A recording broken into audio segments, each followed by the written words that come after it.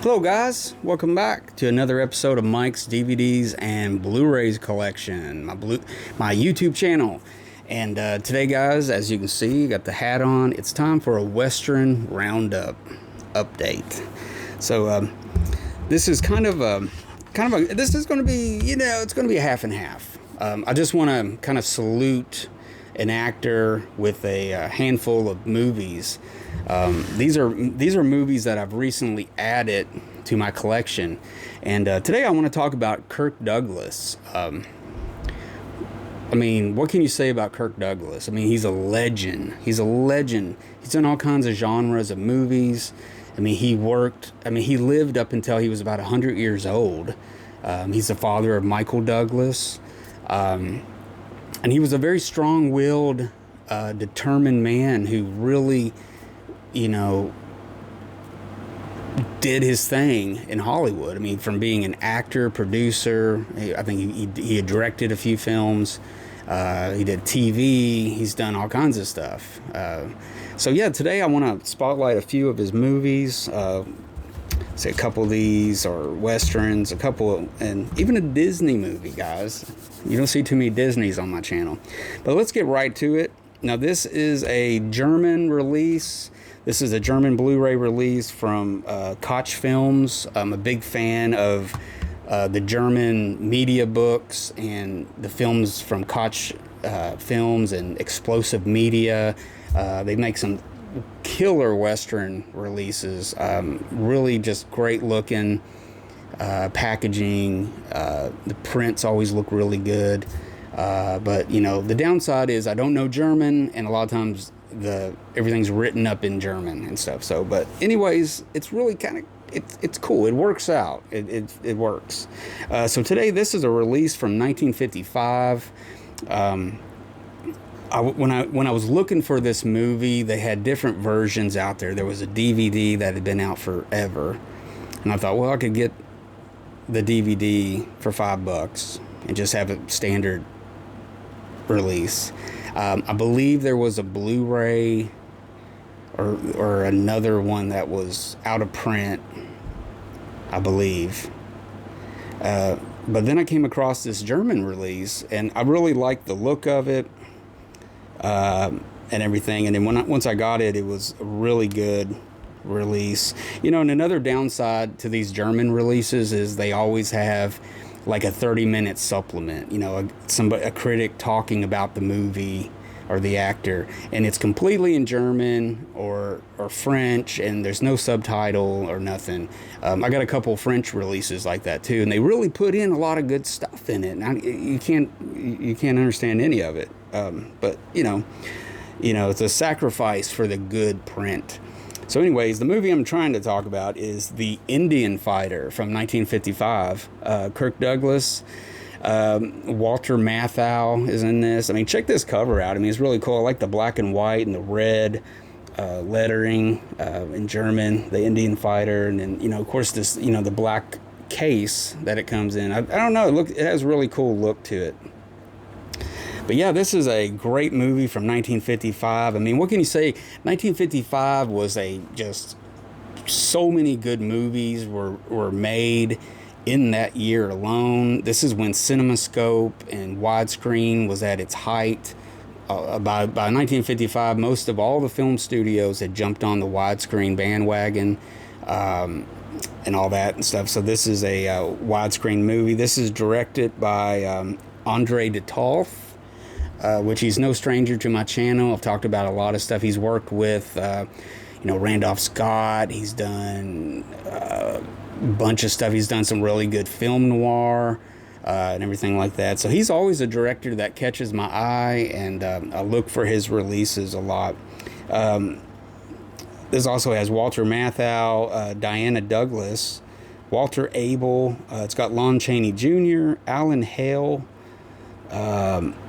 which is the skipper's dad, and introducing Elsa Martinelli. which she went on to do some stuff. But yeah, the Indian fighter, really good, really, really good. He's basically, obviously, he's the Indian fighter. He has great respect from one of the Indian tribes, because he's not afraid to roll his sleeves up and fight, bare knuckle with an Indian and stuff. And somehow or another, he's built up, some respect, and they trust him, and they basically, there's a fort nearby, and there's tension in the air with the Indians close by, and they're trying to get transports supplies and guns through and everything, and they're having problems. They get Kirk Douglas to kind of smooth things out, but there's one thing: there's a huge gold vein. There's like a mine that has just gold just falling off the wall. I mean, and it's a protected area by the Indians, and it's kind of hidden, and nobody really knows how to get there except for them. And you get a couple of crooked guys who want, of course, they want to get the gold and stuff. So I don't want to go into everything and give it all away, but man, it's a great story. It's got some great action scenes. Kirk Douglas, as always, got the charisma and everything going for him. It's well directed, well acted, good movie. So if you got an all-region player, try that out, or it's available, in other editions. So there you go. The Indian Fighter. Now, next up, this is a movie I watched just last night. This is actually his first Western, Kirk Douglas's first Western, directed by Raoul Walsh. Along the Great Divide. This is from Warner Brothers, 1948, 51 then, okay. It also stars Walter Brennan. He's really good in this. Virginia Mayo, John Agar, and it's got a cast of some really good supporting players. But yeah, this is really a movie with Kirk Douglas and Walter Brennan going at it. Kirk Douglas plays a U.S. Marshal who's all business, and he comes across the movie opens with Walter Brennan getting ready to be hung for being a horse thief and a murderer, and he interrupts it and says, I'm taking this man in, and he can have a court trial, and justice will be served when he supposedly killed the son of this wealthy cattleman. So he wants blood. He wants him now. So they basically take Walter Brennan to this other city, and they have to cross the desert, and it's an adventure.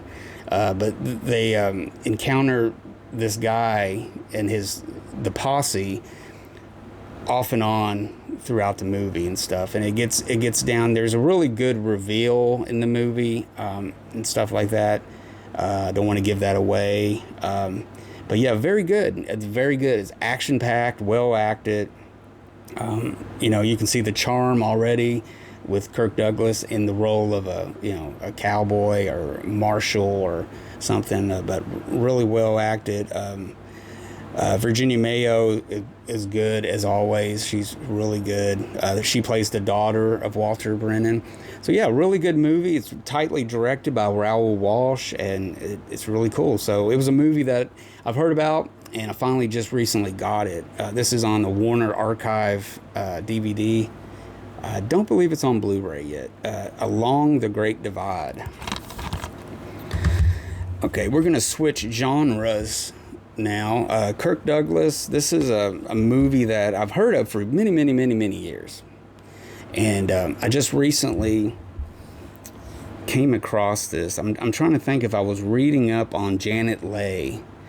And I started reading and stuff. And this really got my attention. So I checked this out. This is a movie from 1958. It's directed by Richard Fleischer, which he's one of the many great directors of old school Hollywood. I mean, he did all kinds of genres. He was a man of all hats. He was and everything. But yeah, the movie The Vikings.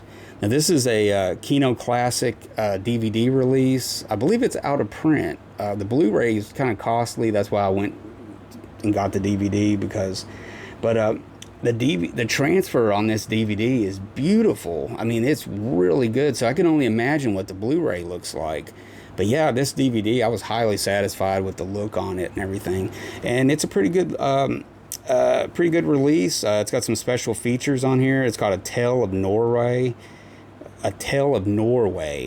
featurette with director Richard Fleischer, which is, you know, kind of lengthy, not, you know.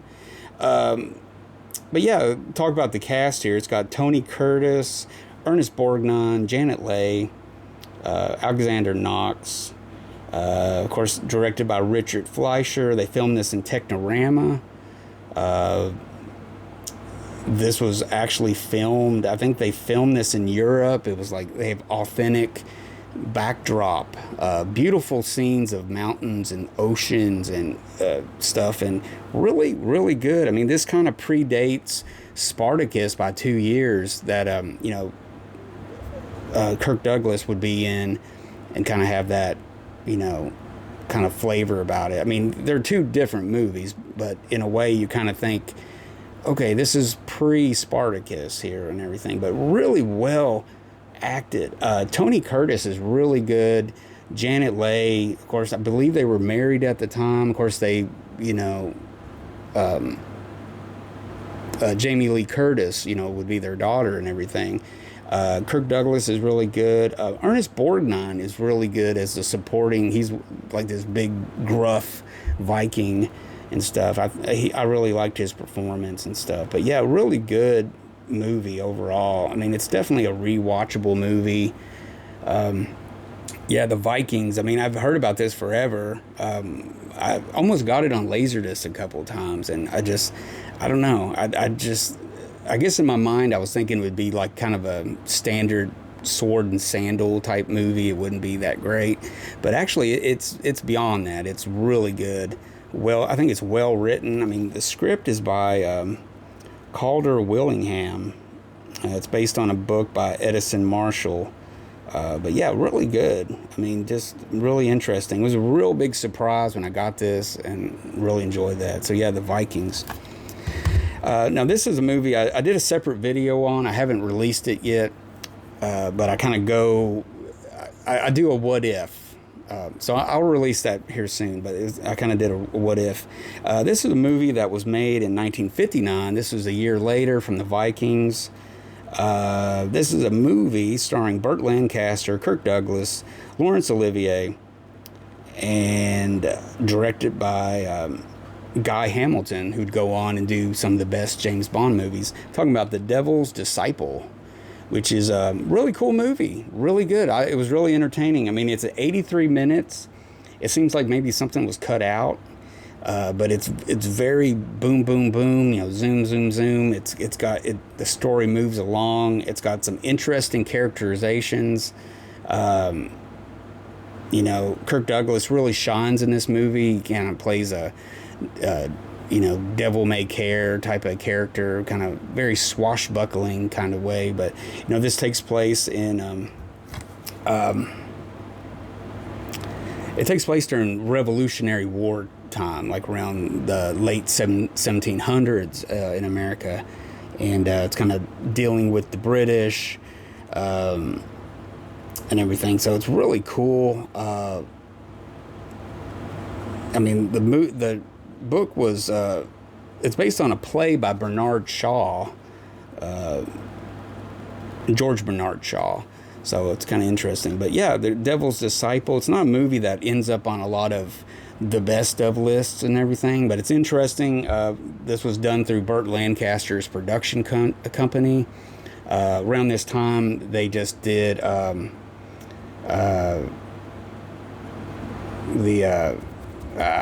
always forget the name, the advertising movie, How to Get Ahead in what? what the heck? I can't think of the name. Anyway, you know what I'm talking about. It's got Tony Curtis, Burt Lancaster in it. But anyways, he was doing some movies. His production company was at its height, turning out movies and stuff. And it's one of those little movies he did. So pretty interesting. It's got a great look. Again, it's DVD, a Kino DVD, but it looks good. Finally, guys, this is the Disney movie I was talking about. This is another movie directed by Richard Fleischer. This one, Disney movies are bad about putting the dates of stuff on here. They never put the date that the movie was made or when this was released.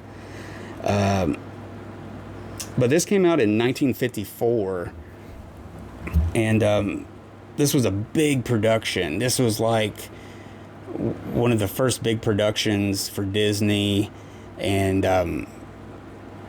to this extent, doing a serious movie, something for the adult and the kids can enjoy it at the same time. Movie I'm talking about is 20,000 Leagues Under the Sea, which is a movie I'd only seen maybe once in my life, and I got it recently and watched it, and it's really good, holds up. Again, you got Kirk Douglas, who just kind of holds the whole story together. I mean, James Mason as the captain Nemo, really, he shines. I mean, he's villainous, but you can also pick up he's hurt in a way. You know what I mean? There's this other under layer to him the whole time. He's not just mean. He's got this layer you can really pick up in his performance. But yeah, it's got a lot of great little moments in there, some little musical moments with Kirk Douglas and his guitar. Not like a musical number, but just little vignettes scattered through it. It's a 2-disc set. It's loaded with bonus features on disc 2. I didn't check out the bonus features, but I did watch the movie and stuff, and it's got a lot of good stuff on there. It's widescreen. This release, I believe they released this in like 2005, and I believe it's on Blu-ray and everything. But with Disney, every time they re-release something, you think, did they change something since the last release? So anyways, I got this DVD. It looks really good. I mean, it looks good. It kind of looks like DVD did in 2004. I mean, it could do. It could really do good by 4K, I believe. It's kind of grainy, kind of fuzzy overall. Kind of the colors were kind of, but yeah, it's a movie that's screaming for a restoration, 4K and everything. So yeah, 20,000 Leagues Under the Sea, the Disney live action classic, Kirk Douglas and James Mason, great movie. And you can find that release used, like $5 all day. A lot of people downgrade eBay, but eBay's been a really good fan, or a good source for me, because I find a lot of good deals, and you get like maybe a movie for $4 with free shipping. You can't beat that, And I've never really gotten a horrible, beat up, broken copy. I mean, I've had problems with different little things, but not so much with buying junk. Anyways, guys, so I hope you guys enjoyed this. I just wanted to talk a little bit about Kirk Douglas. I kind of got on a little Kirk Douglas kick there for a second and started getting some of his movies that I hadn't seen, and movies that had a good backstory to them.